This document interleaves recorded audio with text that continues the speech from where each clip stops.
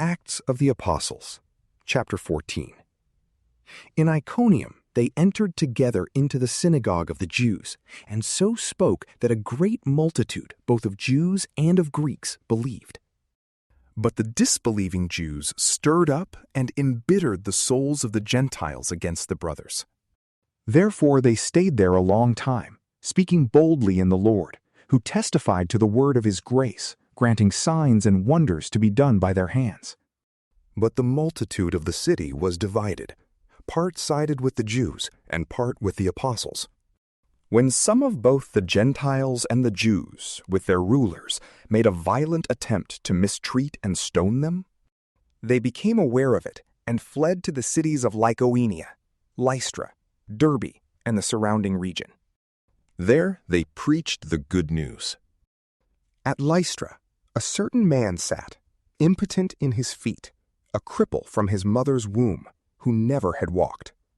He was listening to Paul speaking, who, fastening eyes on him, and seeing that he had faith to be made whole, said with a loud voice, "Stand upright on your feet." He leaped up and walked. When the multitude saw what Paul had done, they lifted up their voice, saying in the language of Lycaonia, "The gods have come down to us in the likeness of men." They called Barnabas Jupiter, and Paul Mercury, because he was the chief speaker.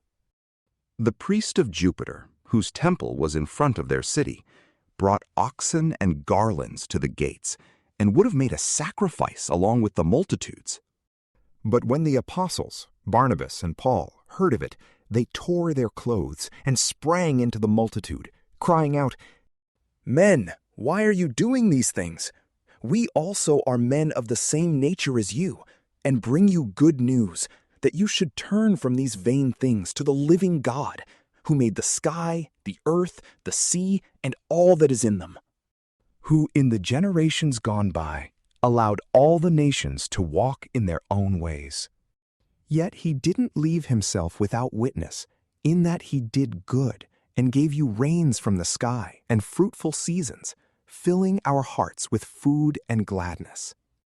Even saying these things, they hardly stopped the multitudes from making a sacrifice to them. But some Jews from Antioch and Iconium came there, and having persuaded the multitudes, they stoned Paul and dragged him out of the city, supposing that he was dead.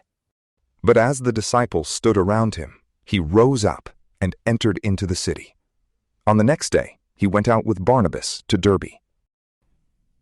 When they had preached the good news to that city and had made many disciples, they returned to Lystra, Iconium, and Antioch, strengthening the souls of the disciples, exhorting them to continue in the faith, and that through many afflictions we must enter into God's kingdom.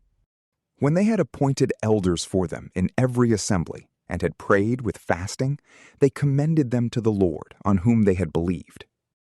They passed through Pisidia and came to Pamphylia. When they had spoken the word in Perga, they went down to Attalia. From there they sailed to Antioch, from where they had been committed to the grace of God for the work which they had fulfilled.